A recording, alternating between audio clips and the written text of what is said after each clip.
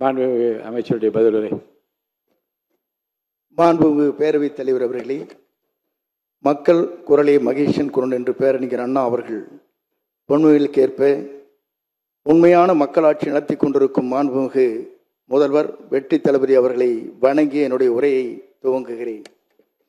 இந்திய நாடு சுதந்திரம் பெறுமா என்று நினைத்துக் கொண்டிருந்த மத்தியில் ஆனந்த சுதந்திரம் அடைந்து விட்டோம் என்று சுதந்திரத்திற்கு முன்பே பாடினார் மகாகவி பாரதியார். அவர் ஒரு தீர்க்கதரிசி. அதே போல தமிழக வெற்றி கழகம் வெற்றி பெறுமா? அண்ணா ப்ளீஸ், அப்புறம் கடைசியில் வெற்றி பெறுமா?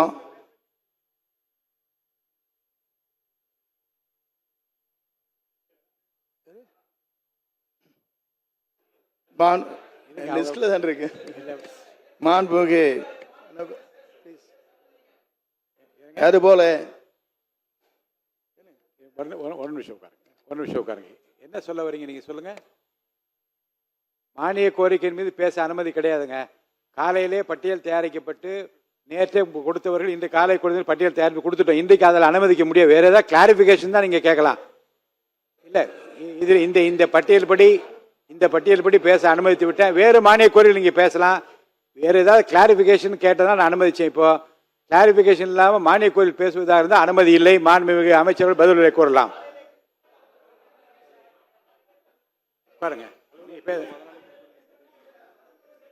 மாண்பு அமைச்சர் நீங்க பதிலுரை.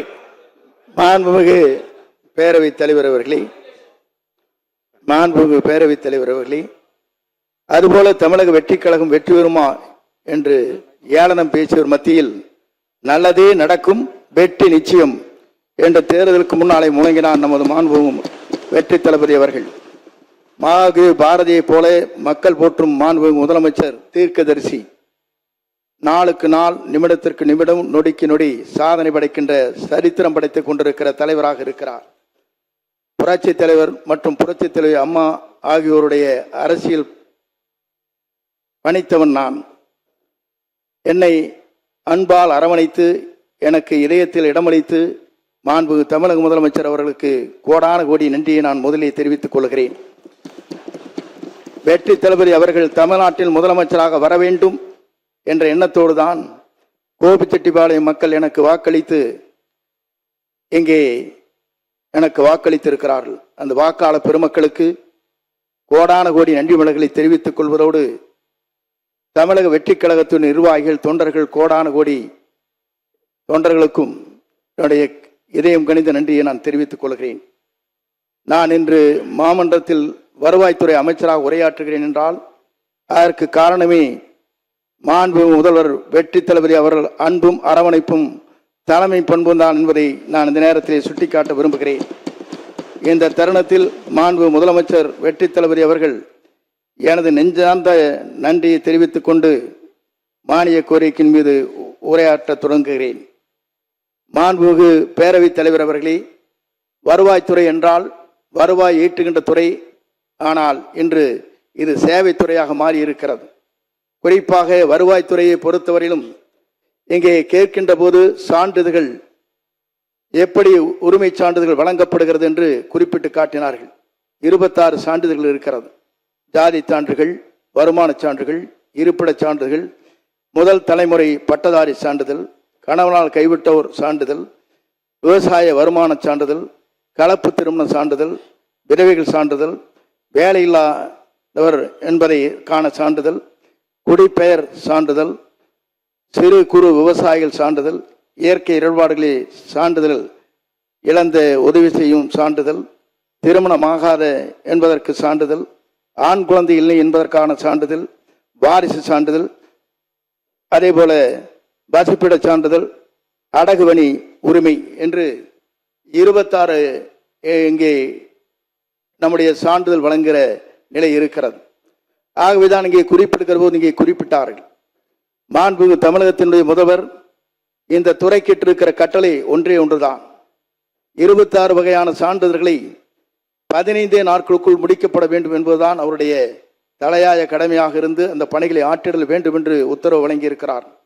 அதன் அடிப்படையிலே தான் இந்த தமிழ்நாட்டை பொறுத்தவரையிலும் இன்று தமிழ்நாட்டிலே வாழுகிற மக்களுடைய நலன் கருதித்தான் 100 நாட்களில் 39,20,620 சான்றிதழ் வழங்கிய வரலாறு தமிழ்நாட்டில் இன்றைக்கு நடைபெற்றிருக்கிறது என்பதை நான் இந்த நேரத்திலே தெரிவித்துக் கொள்கிறேன். கனிவள பாதுகாப்பு, மணல் கடத்தல் போன்ற இந்த பணிகளை ஆற்றுகிற போது வருவாய்த்துறை அலுவலர்களுக்கு ஏற்படுகிற இடர்பாடுகள், அதே நேரத்தில் உயிர் சேதங்கள், இதை தடுக்க வேண்டும் என்று நீண்ட நெடுங்காலமாக வருவாய்த்துறையில் இருக்கிற அலுவலர் பெருமக்கள் வேண்டுகோள் வைத்துக் கொண்டிருக்கிறார். அதற்கும் இந்த அரசு உடனடியாக நடவடிக்கை மேற்கொள்வதற்காக அறிவிப்பிலே அதை வெளியிட்டிருக்கிறோம் என்பதை நான் இந்த நேரத்திலே மகிழ்ச்சியோடு நான் தெரிவித்துக் கொள்கிறேன். உழவர் பாதுகாப்பு திட்டம் என்பது இன்றைக்கு உழவர்கள் இன்றைக்கு உழுது கொண்டிருக்கிற விவசாயியுடைய நலன் கருதித்தான் 100 நாட்களில் 17,320 பேர்களுக்கு பயனடையும் வகையில் 2 மடங்கு சாதனைகள் இன்றைக்கு தமிழ்நாட்டிலே படைக்கப்பட்டிருக்கிறது என்பதை நான் இந்த நேரத்திலே தெரிவித்துக் கொள்கிறேன். இதற்கு முன்னாலே இருந்த ஆட்சியாளர்கள் 8,000க்கும் மேற்பட்டவர்கள் தான் இங்கே இதனால் பயனடைந்திருக்கிறார்கள். இதேபோல ஓராண்டு காலத்தில் 100 நாட்களிலே 17,320 பேர் பயனடைந்துள்ளார்கள் என்பதை மகிழ்ச்சியோடு நான் தெரிவித்துக் கொள்கிறேன். அதே போலதான் இங்கே இருக்கின்றவர்கள் பட்டா பெயர் மாற்றப்பட வேண்டும், பத்திரப்பதிவு செய்யவுடன் உடனடியாக உறுப்பினர் இல்லாத சொத்துக்கள் பரிமாற்றப்பட வேண்டும், தானாக மாறும் முறை இன்றைக்கு உருவாக்கப்பட வேண்டும் என்ற நோக்கத்தோடு தான் அன்றைய ஆட்சி காலத்தில் அதை முதலிலே துவங்கி வைத்தார்கள். அப்படி துவங்கி வைக்கிற போது அரக்கான் நடவடிக்கை 45% மட்டுமே பட்டாக்கள் மாறி இருக்கிறது. ஆனால் அந்த மாற்றங்கள் போதாது என்ற முறையிலே தான் புதிய நம்முடைய திட்டத்தின் அடிப்படையில் இன்று அதன் மாற்றங்கள் செய்யப்பட்டதன் மூலமாக இன்று பத்திரப்பதிவு செய்து அதிலே ஆன்லைன் மூலமாக வெளியிட்ட உடனேயே அனைவருக்கும் பட்டா கிடைக்கின்ற அளவிற்கு 80% என்ற நிலையை ஏதுதான் எங்களுடைய தலையாய கடமை என்ற முறையில் அந்த பணிகளை நாங்கள் இன்றைக்கு ஆற்றி வருகிறோம். அதிலே பத்திரப்பதிவுத்துறை, தகவல் தொழில்நுட்பத்துறை மூன்றும் இணைந்து அந்த பணிகளை மேற்கொள்வதன் மூலமாக 45% பேர் பதிவு செய்த உடனேயே பத்திரப்பதிவு அங்கே இருக்கிற இங்கே பத்திரப்பதிவு செய்தவுடன் செய்து முடித்த உடனே அவர்களுக்கு பட்டா வழங்குகிற ஒரு வரலாறு இன்று தமிழ்நாட்டிலே உருவாக இருக்கிறது என்பதை நான் இந்த நேரத்திலே மகிழ்ச்சியோடு நான் தெரிவித்துக் கொள்கிறேன். அதே போல சமூக பாதுகாப்பு திட்டம் என்ற திட்டம் நீண்ட நெடுங்காலமாக நடந்து கொண்டிருக்கிற திட்டம். இங்கே பேசுகிற போது எல்லோரும் சொன்னார்கள் 200 ரூபாயில ஆரம்பித்து இன்றைக்கு 1,200 வரையிலும் இன்றைக்கு நீட்டிக்கப்பட்டிருக்கிறது, 1,500 வரையிலும் அங்கே ஊனமற்றவர்களுக்கு வழங்கப்படுகிறது என்ற கருத்துக்கள் இங்கே வழங்கப்பட்டிருக்கிறது. அதன் அடிப்படையிலே தான் இங்கே கேட்கின்ற போது நான் இங்கே குறிப்பிட்டேன் 35,60,000 பேர்கள் உதவித்தொகை பெற்று வருகிறார்கள். அதிலே காத்திருப்போர் பட்டியல் மன்னிக்க வேண்டும், மாற்றுத்திறனாளி மன்னிக்கணும், மாற்றுத்திறனாளி